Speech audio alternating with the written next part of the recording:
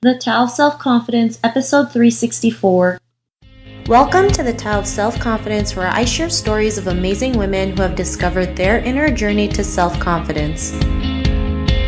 Visit our website at thetaoofselfconfidence.com. Your inner journey to self-confidence awaits. Well, hello, friend. Welcome to the Tao of Self-Confidence, where I share stories of amazing women who have discovered their inner journey to self-confidence. I'm your host today, Sheena Yap Chan, and today I have a phenomenal lady on the show today. She is a global educator, advocate of emotional health and mental well-being, and she's also a women's performance coach, and I'm just really excited to have her on to share her story with us today. So without further ado, I'm going to introduce you to Neeta Bhushan. Neeta, how are you today? Maybe you can fill in a little bit more by yourself to our listeners.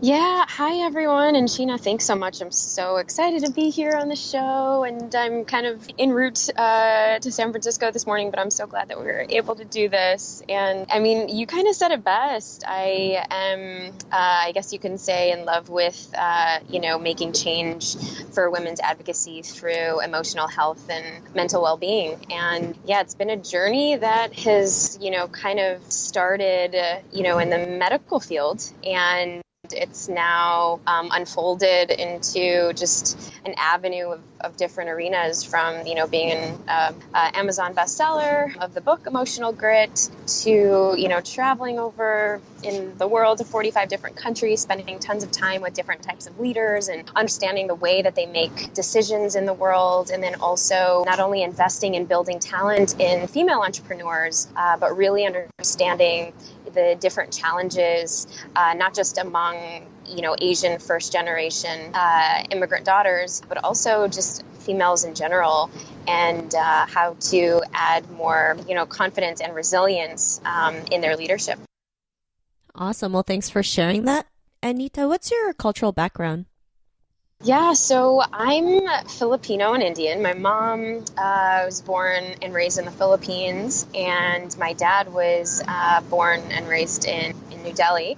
And they actually met in the Midwest in Chicago, and both migrated to Chicago and had myself and my two younger brothers. Awesome. Well, thanks for sharing that. And what would be your favorite self-confidence quote? Ooh, I have to say fail fast and fail lots. And I don't know where I got that from. I mean, I tend to quote myself a lot now that I actually have a book. And so, yeah, anything that's really about, how adversity shapes you, but it is not. Those have been, some of the real testing points of my life. Thanks for sharing that. And I love that quote, especially, a lot of people see failure as something bad, not realizing failure is a part of the process, because it does build us, build character in us, build strength, and helps us keep on going to whatever we believe in doing. So I really love that. And, in your own words, how would you define self-confidence? Yeah, so I would say, self-confidence is really owning your unique truths, owning and standing up for your authenticity, whatever that means to you and whatever that means to you to show up in the world. So many people, especially from, cultural backgrounds, think that confidence or their own happiness is placed on expectations of other people, whether it's society, family pressure, those around them, and they don't really understand what it means to have, or be authentic in their own way. And so it's really, owning you and filling your cup up first.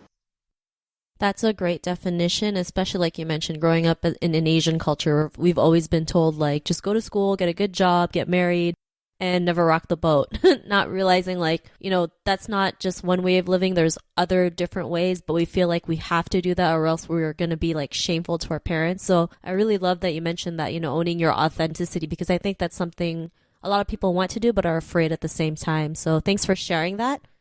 Well, yeah, I mean, I was just going to add to that. I think that, in this culture that we live in, there are such, extraordinary pressures for, women and just young people to, live in this box that, the check marks of traditional success, and the traditional success meaning, becoming a doctor, dentist, lawyer, engineer, or, having, a family before you're 30, and you don't realize all of those pressures of, checking things off the box only leads to just, zero fulfillment. I mean, that's kind of, what started, and we can kind of talk about this later, but what started my, my path into charting different waters.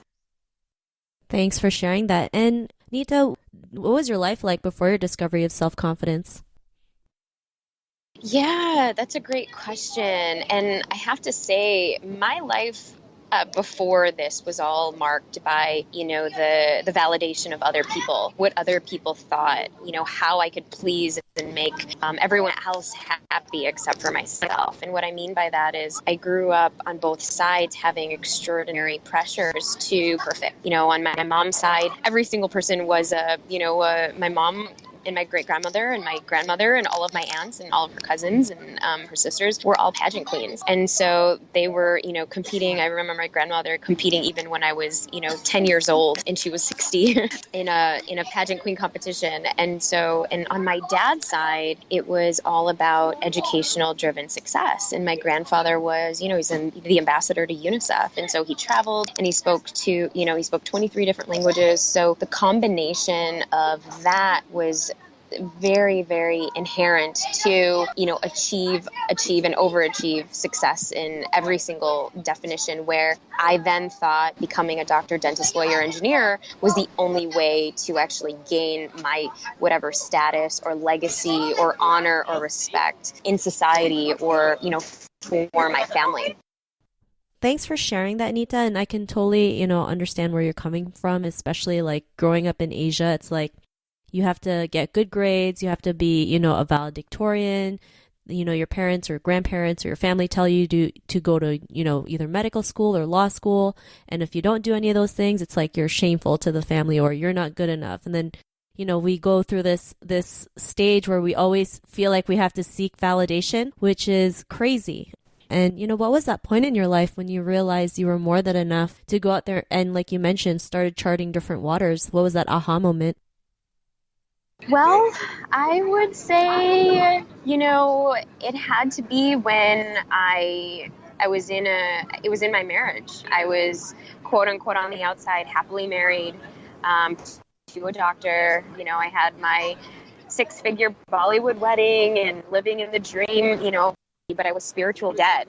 I didn't really know who I was on the inside, and I felt that I was chasing these external factors that were just making me depleted. And not only that, I was living this lie because I was in an abusive marriage. And so that aha moment came when I said to myself, and, of course, it was a girlfriend, to be honest, that actually asked me this question. She's like, "Are you happy?"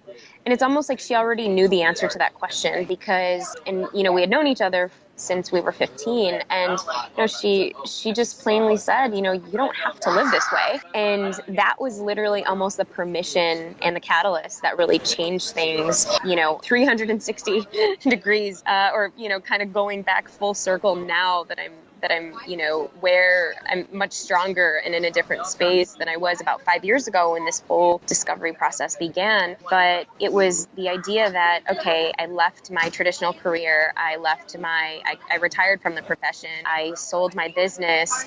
I moved cross country to San Francisco and really began to develop myself in a way where I then traveled to 45 different countries and, was constantly asking the questions, is this really the life that, we're meant to have?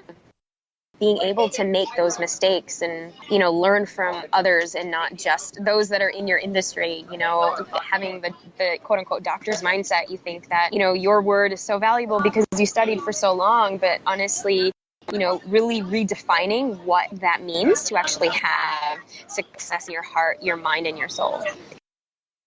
Thanks for sharing that. And, it's great that you were able to get out of, something out of your marriage, especially when it comes to domestic abuse, because, we hear reports where women are too afraid to leave because they're afraid of the unknown. But, your friend helped you realize like you didn't have to live that way. And now you're doing your own thing. You're, like you mentioned, you travel to 45 different countries, you're speaking, you're helping people out there. And, to the woman who's listening to your episode, she may be in a similar journey to self-confidence. What would be that one tip you would give to her? I would say, a few things before that, but you've got to realize there's three different mindsets. The first mindset is the victim mindset. And the victim mindset is, I can't do this. This isn't going to get any better. I should probably settle. Things never work out for me. And it's always, why me, why me, why me? The survivor mindset is, wow, I've lived through something. There's something, happened, but it happened for me, not to me. And you've lived through the traumatic or the painful situation. And the thriving mindset is somebody that grows voraciously in a way where they flourish and they prosper. And so I would ask to the woman that is listening, to your listeners that are listening to this, is what kind of mindset do you want to have? And what are the stories in your life that actually shape who you are and how you want to carry your life? Today, tomorrow, the next day, the next hour, the next minute, because every single point we have, a time to choose. We have 24 hours in the day. We can make several different kinds of decisions, and you are not your emotions and you are not your decisions. However, we can make better decisions as we are more aware of our perception and our perspectives. When we're just more open into knowing more about ourselves. And sometimes that is the most painful blessing. And I wouldn't take anything back with the way that things unfolded in my journey. I'm very, very grateful because it's the reason why I can actually speak to you at this point. But during that time, was I a victim? Absolutely. I was in that victim mindset. Was there a time where I was in that survivor mindset? 100%. And now, am I thriving? People would say yes. Do you need all three in order to get there? That's a choice that you make. Thanks for sharing that. And I love that tip that you mentioned, and knowing those three different types of mindsets can really help us open up and realize what we've done in our lives as well. So thanks again. Yeah, of course. My pleasure. And if our listeners wanted to get to know a little bit more about you and what you do, is there any links or social media profiles we can connect with? Yeah, I'm really active on Facebook. You can head over to my both public pages and my business page, Neeta Bhushan. You can also check out neetabhushan.com. I'm hoping that it'll be on your show notes. I just created this amazing online community for so many women to become boundless. It just launched a month ago, and it's going strong. If you are curious about really understanding how to conquer some of those fears and build your confidence, build your resilience. It's an incredible program that has now reached over 5,000 women globally. So really excited about that. Thanks for sharing that. And to our listeners, if you want to connect with Neeta, you can also head on over to thetaoofselfconfidence.com and search for Neeta's name. Her show notes will pop up along with everything else we talked about. And I just want to thank Neeta for taking the time to share her story and journey with us on self-confidence. So thank you so much. Oh, Sheena, my pleasure. And for those of you listeners, thank you so much for bearing with it. I'm hoping that I added value into your lives today, and that you could actually take, in just even one nugget from this conversation, even though it's been a little noisy on the Caltrain this morning. Not a problem. It was great having you on. It's always good to, have this kind of stuff, just living the, having the authenticity. It's what I love about, creating this show. And to our listeners, be on the lookout for another new episode of another amazing woman's journey to self-confidence, and we'll talk to you soon. Bye for now. Thank you for tuning in to another amazing episode of the Tao of Self-Confidence. Sign up for our free membership site to get more amazing resources for self-confidence by visiting our website at thetaoofselfconfidence.com. Your inner journey to self-confidence awaits.